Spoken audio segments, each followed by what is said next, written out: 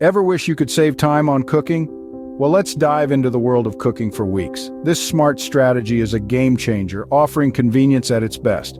Picture this, a week's worth of healthy, homemade meals at your fingertips, saving you precious hours. It's all about planning and prepping ahead, so you're not chained to the stove every day.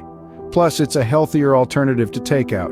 Imagine coming home from a busy day and your meal is ready to be heated. Sounds good, right? So how do you get started cooking for weeks?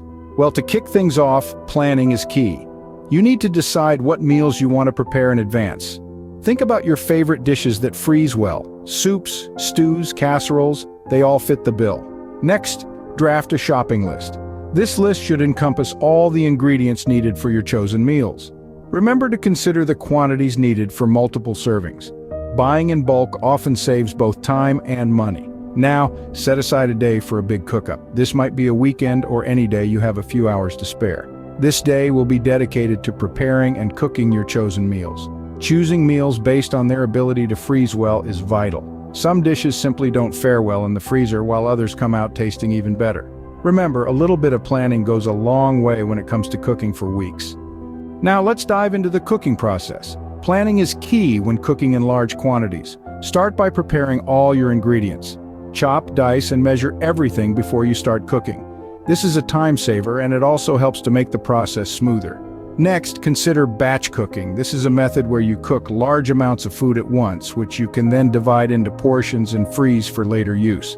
It's a real game changer for those busy days when you just don't have time to cook. Slow cookers are also a great tool to maximize efficiency. You can set it and forget it, allowing you to multitask and get other things done while your food is cooking. Remember, it's crucial to let your food cool before freezing. This helps to maintain the quality of the food and prevents the formation of ice crystals.